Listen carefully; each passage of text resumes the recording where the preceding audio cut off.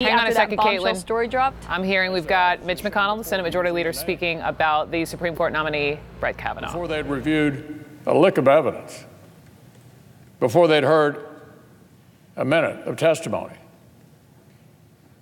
Democrats already made up their mind and chosen their tactics: delay, obstruct, and resist. Whatever it took, whatever the truth really was, they were going to do whatever they could to stop this qualified, experienced, and mainstream nominee. Democrats have signaled for months they'd put on whatever performance the far left special interests demanded and throw all the mud they could manufacture. Well, it's not like they didn't warn us. But even by the far left's standards, this shameful smear campaign has hit a new low. I'll get into the specifics in just a moment. But I want to be perfectly clear about what has taken place. Senate Democrats and their allies are trying to destroy a man's personal and professional life on the basis of decades-old allegations that are unsubstantiated and uncorroborated. That, Mr. President, is where we are. This is what the so-called resistance has become: a smear campaign, pure and simple, aided and abetted by members of the United States Senate. 8 weeks ago, Democrats on the Judiciary Committee received a letter from Dr. Christine Blasey Ford with an uncorroborated allegation of misconduct. She had requested the matter be handled discreetly and confidentially. The responsible next step would have been alerting the full committee so a confidential, bipartisan investigation could begin. Committee staff would have followed their standard practice for investigating background information. Senators could have questioned Judge Kavanaugh in their meetings or in closed session while respecting Dr. Ford's request for confidentiality. But Democrats didn't do any of that. They sat on Dr. Ford's letter for 7 weeks, kept it secret.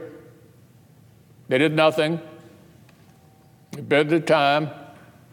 And then they threw Professor Ford's wishes overboard and leaked it to the press.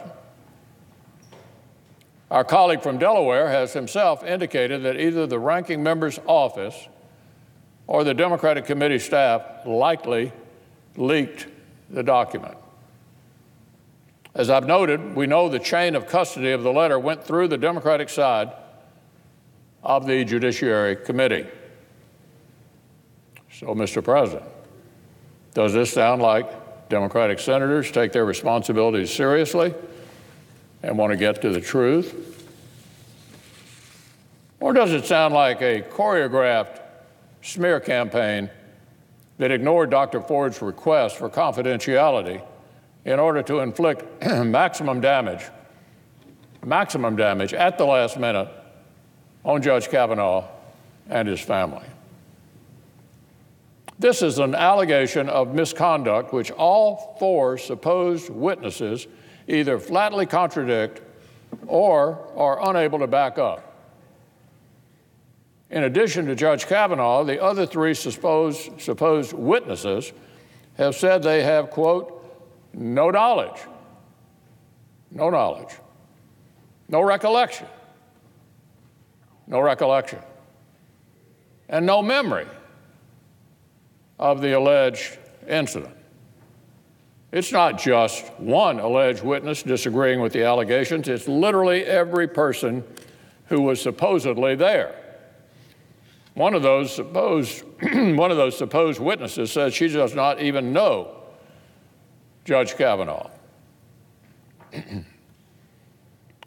So all the witnesses that Dr. Ford says were present at the party have told the committee on the record and under penalty of felony,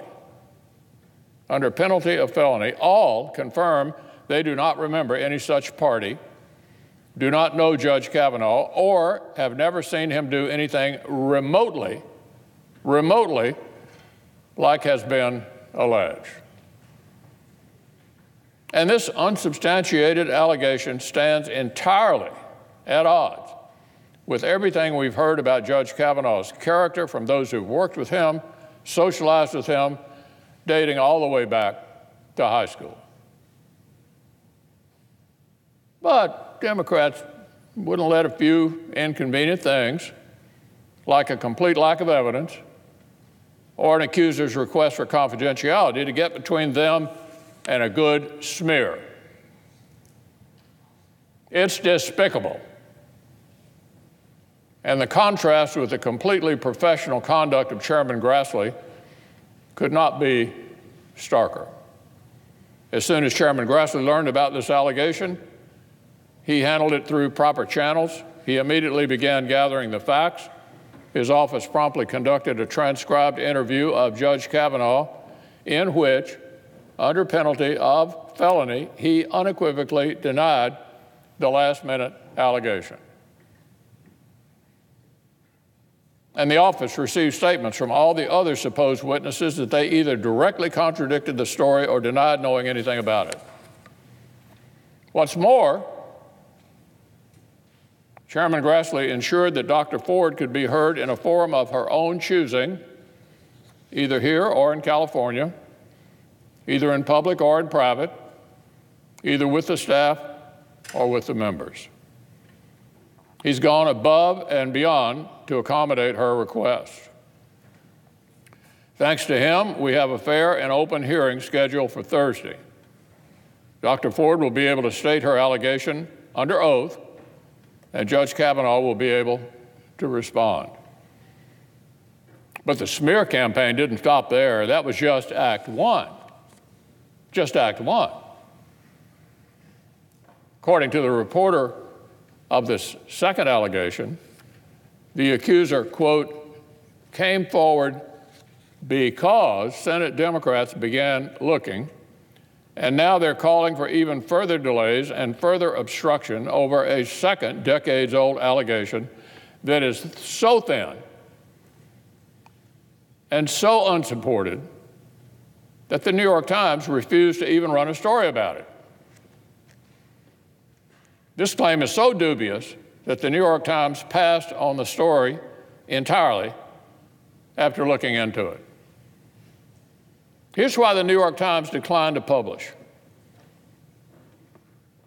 Quote, interviewed several dozen people over the past week in an attempt to corroborate her story and could find no one with firsthand knowledge. Not one person with firsthand knowledge to support the allegation, but rather multiple on-the-record denials again. The Times also reported that the claimant said she herself is uncertain of her claim. That's the New York Times, whose credo is all the news that's fit to print. And it found this latest last-minute allegation not even fit to print. Oh, but that hadn't stopped Judiciary Committee Democrats from shoveling it into their smear campaign and demanding for further delays. They kept this one secret from Republicans, too, by the way. Evidently, several Democratic offices knew of this allegation for at least a week. But like with Dr. Ford's claim, they sat on this one, too. So the committee could not take any proper action. They just wanted it to wind up in the press. Another orchestrated, last-minute hit on the nominee. And now they're acting like it's a legitimate reason to delay things even further, as though they hadn't already announced themselves as completely opposed to his nomination anyway. as if they hadn't already promised the far left they would lead the fight to bring this nomination down, whatever it took, whatever the cost. Whatever it took, whatever the cost. Let's put aside this last-minute, unsubstantiated smear. Let's return to the facts. Let's have a fair hearing on Thursday. Here are the facts that we do have. Hundreds of men and women who have known Brett Kavanaugh across his life have written or spoken out that he is a man of strong character and tremendous integrity.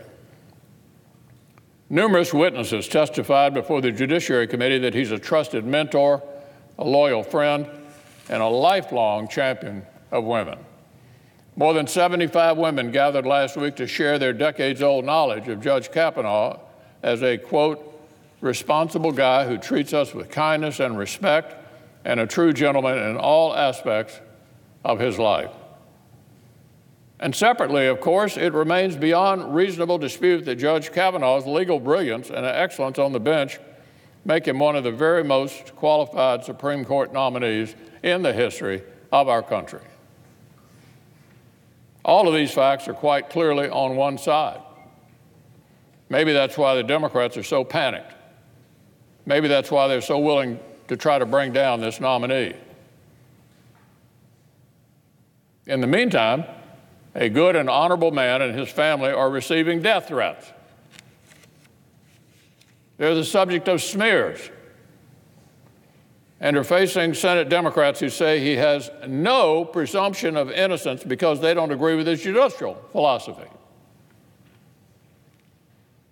Well, before the week is out, both Judge Kavanaugh and Dr. Ford will testify under oath before the Judiciary Committee. Chairman Grassley has made sure the facts will be heard. Judge Kavanaugh and the American people deserve nothing less. And I want to make it perfectly clear, Mr. President, Judge Kavanaugh will be voted on here on the Senate floor. Up or down, on the Senate floor, this fine nominee to the Supreme Court will receive a vote in this Senate in the near future. Now, on an entirely different matter, last week our efforts to restore regular appropriations hit another milestone. The President signed into law. All right. Let me, listening to all of that, let me just start with the politics of all of this. Mitch McConnell, the Senate Republican leader, just decided to lecture Democrats for their actions involving a Supreme Court nominee. The same Mitch McConnell who would not give Obama's, the person Obama wanted to be on his Supreme Court, Merrick Garland, a hearing, right? That's pretty rich. I've got Gloria Borger and Caitlin Collins with me, and it's like, Gloria, seriously? Well, if I recall, Merrick Garland was waiting around for 400 days and then never did get either a hearing or a vote. And so it is pretty rich to hear McConnell say, you know, this is the schedule, and we are going to stick to it. Yep. The other point that he is making that is absolutely accurate is that this is politics, and this is payback for Merrick Garland, as you point out, and this is also Democrats believing that that they believe Dr. Ford, and they want her to be heard, and now she is willing to be heard, and they want it to be done in a different way with an FBI investigation, et cetera, et cetera. Mm-hmm. But, you know, both sides here are playing hardball, Brooke. They're, you know, all the times he said smear. Right. Smear. Well, he was talking about the piece in the New Yorker, which he considered uncorroborated. He then quoted the New York Times, which I also thought was rich because, of course, when do Republicans quote the New York Times? Right. Saying that the New York Times had the same information, but you know, didn't go with it. So, you know, I mean, we understand what is going on here.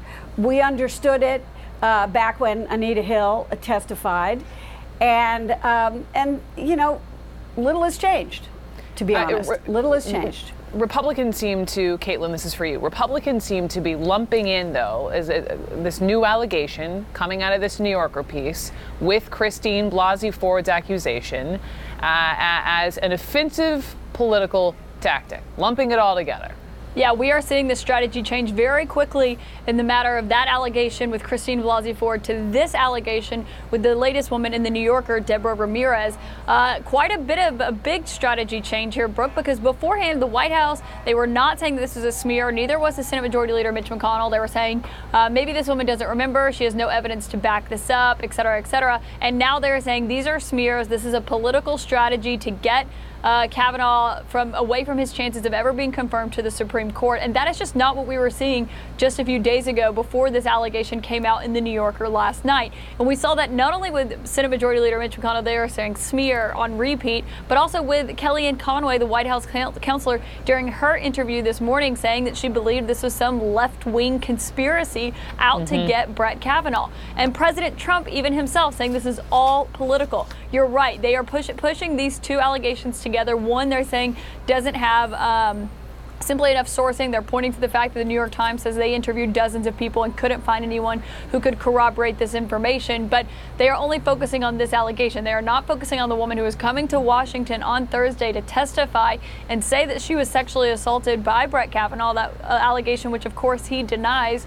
And we are even seeing Brett Kavanaugh himself come out swinging here with that lengthy letter that he wrote to the Senate Judiciary Committee saying that he is being smeared. So what we are witnessing right now is a very big change in strategy, going from let's hear this woman out, we're going to defend our nominee, to now this is a political strategy to smear Brett Kavanaugh. Yeah, I've got two letters in my hands. And just to underscore Caitlin's point, this is Brett Kavanaugh writing to Chairman Grassley and Ranking Member Feinstein. These are smears, pure and simple.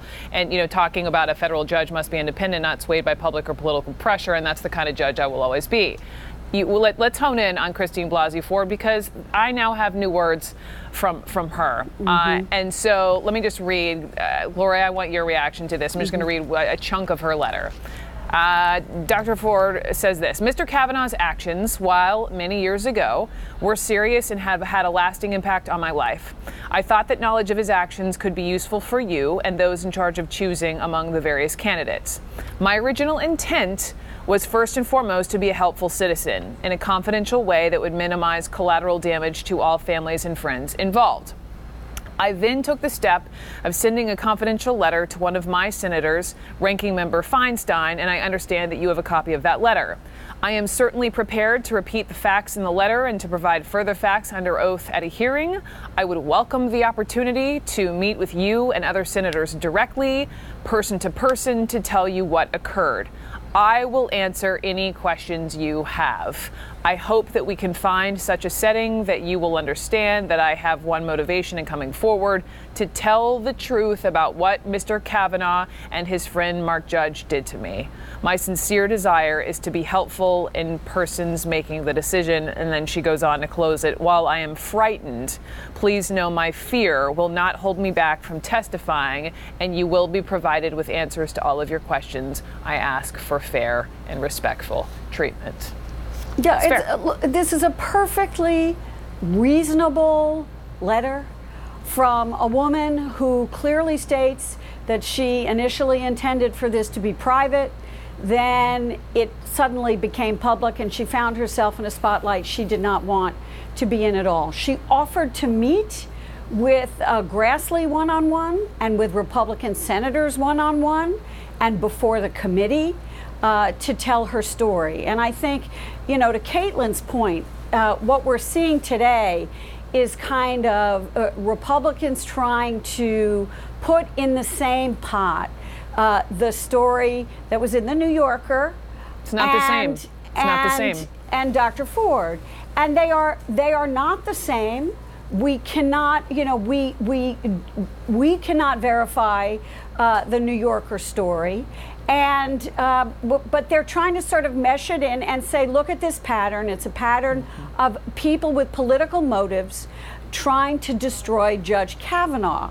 And I think that after the story came out yesterday, it gave Republicans a lot more wind at their back, if you will, because there were journalists saying, we can't confirm this. And there were people saying, I don't remember this, I don't recall this, et cetera, et cetera. So they're just trying to conflate the two into one big thing, and they're not. They're not the same at all. And I think Judge Kavanaugh needs to answer questions about both of them, but Mitch McConnell made it very clear that that's not going to occur. And just lastly, the timing of all of this, right? I forget off the top of my head the exact day count until the midterms, but it's essentially 6 42 weeks until thank you very much. 42 days until the midterm elections. And so why the stakes, Caitlin, are so high, right? That there is no way in that time, depending on what does or doesn't happen with Judge Kavanaugh, to try to get someone else through. There is an outside chance that the Democrats could take the Senate. This is it's a big deal. And that's everything that is on the White House's mind as they are fighting against these allegations made against Judge Kavanaugh. It's not just because they like him as a person. They also realize what is at stake here. And we've heard President Trump essentially voicing that. But White House officials, Brooke, feared that some second accuser would come forward in the days before Christine Blasey Ford did come forward to testify against Kavanaugh. And that was their fear, that even if they couldn't disprove or prove the allegations, the further allegations that they thought could come out, that if there were multiple accusations made against Brett Kavanaugh, that could derail his nomination altogether. That is their concern here. President Trump has made pretty clear he's standing by Brett Kavanaugh right now. He wants to defend him. He thinks these are political targets on Brett Kavanaugh's back, and that is the only reason these allegations are coming out. But the White House's fear was that so much to the fact where senior officials in the White House were already discussing who else they could nominate to the Supreme Court. They think they could essentially cut bait with Brett Kavanaugh and have someone else nominated, maybe Amy Coney Barrett, Kethledge, those other that were the leading contenders leading up to Brett Kavanaugh's nomination, and potentially have someone like that confirmed by January. Those are ideas that are floating around in the West Wing right now because they think it could become too perilous of a situation with Brett Kavanaugh. Whether or not that's true, we'll find out this week. All right, ladies, let me thank the two of you. I've got Joan Biskupic, who's got a microphone on here as well. He's been covering the Supreme Court for years and years. And Joan, I mean, it sounds like, reading both of these letters, it sounds like this hearing is going to happen. Neither side is shying away. It's so true, Brooke. You know, we start the morning wondering if the latest set of allegations is going to derail this nominee who, you know, was so close to getting a committee vote, moving closer to the floor when everything first blew up about 10 days ago. But what's happened in just the last 2 hours, Brooke, shows that all parties are digging in one way or another. We got, most importantly, from the nominee himself, a letter saying he owes it to himself, he owes it to his family. You know, he's a father of 2 daughters. He owes it to all these women who supported him to stick with it. And then we've also heard from Dr. Christine Blasey Ford, writing directly to Chairman Grassley on the Senate Judiciary Committee, saying, here's why I came forward. She sort of wanted to give herself more voice, I think. She said to Chairman Grassley, you know, handle this letter the way you see fit. She obviously expected it to be released as it was. And in it, she talks about a little bit about the decision to come forward and what she's trying to do here. And she emphasizes her role as a citizen in this process, feeling the need to explain what she knows of this nominee to this lifetime seat.